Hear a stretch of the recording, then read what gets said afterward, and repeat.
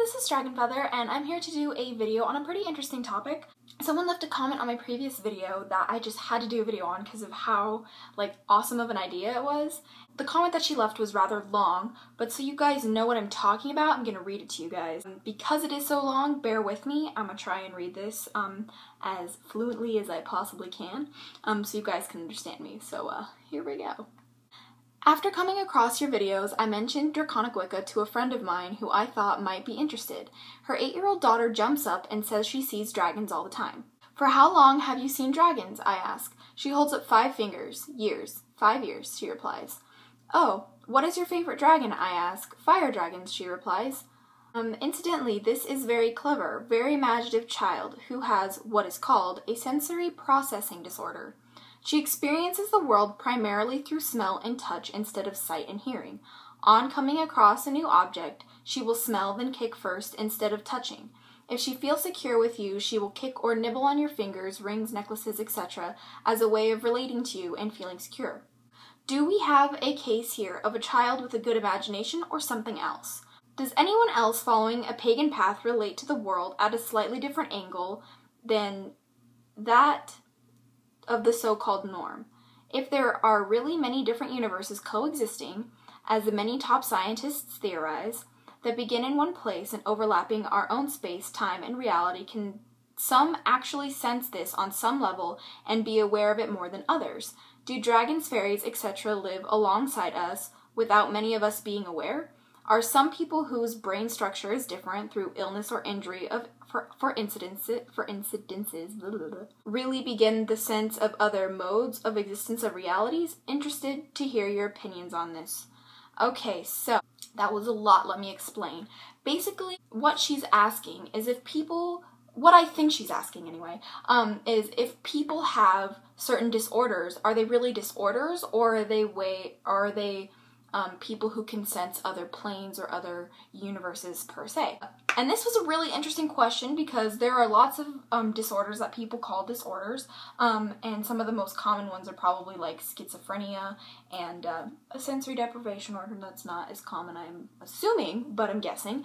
But anyway, so I started thinking about this and I was like, wow, I never really thought of it that way. If people who have these so-called disorders are people who can actually sense other planes and other different things, and maybe the voices they're hearing for schizophrenia, for instance, maybe that's not necessarily in their head. Maybe they are hearing voices and conversations from different planes, and people who don't know how to handle it because they're on such a low energy level tend to attract darker things. This was an interesting question, and I have so much to say on it.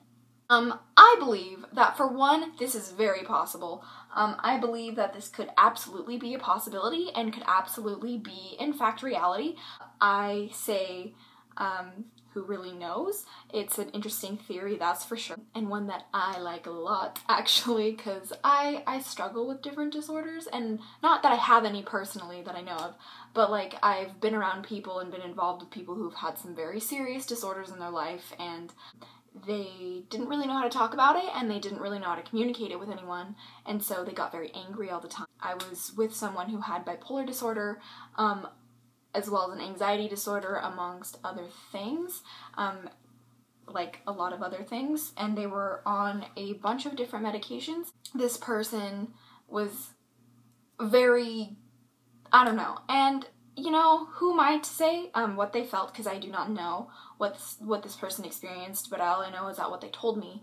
And from what they told me, I could very much believe that they were aware of other realities or other universes that coexist with our own. She mentioned Draconic Wicca, like the dragons, where they live, and the fae and where they live and all of that.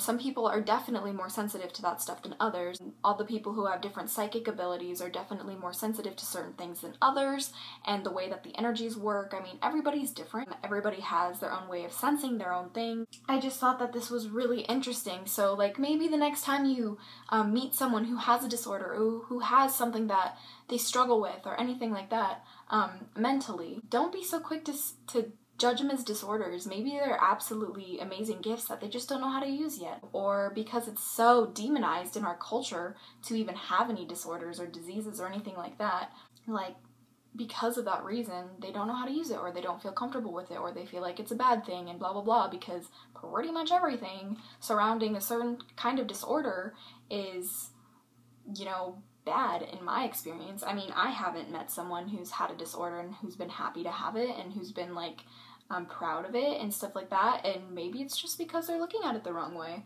It's a really interesting theory, that's for sure. Another disorder is multi-personality disorder, and maybe those are people who literally have two different spirits trapped inside the same body. I mean, sometimes people get, you know, more than 2 arms, more than 10 fingers. Like, it happens. Like, how, like, physical mutations can happen, so why not spiritual mutations? Or why not different neurological mutations or certain things happen to where we are more aware of different things. I mean, it's really up to you the way you want to look at it. I definitely, my whole mind has changed and perspective has changed on people who are in this situation, and I'd like to actually talk to somebody who has a certain problem or disorder, as you would think, and talk to them about this, just because I want to know. And if any of you guys have any of these disorders, what do you guys think? Do you think that maybe your particular mental condition that you're suffering from, maybe it's a way to communicate with other realms? I don't know. It's really interesting, and I'd love to hear your guys' comments about it, so please leave your opinions down below, because I really want to talk about this. This is really cool, really interesting. I believe the girl who sent me the message, her name was Muddy Water. I don't necessarily remember, my bad, forgive me, but thank you so much for commenting on the video. That was really awesome, and I want to meet that little child very, very badly. She sounds like a blast. But anyway, I hope this was interesting, you guys. I hope that this makes you guys think about some stuff, woohoo. But yeah, until next time, blessed be. I love you guys.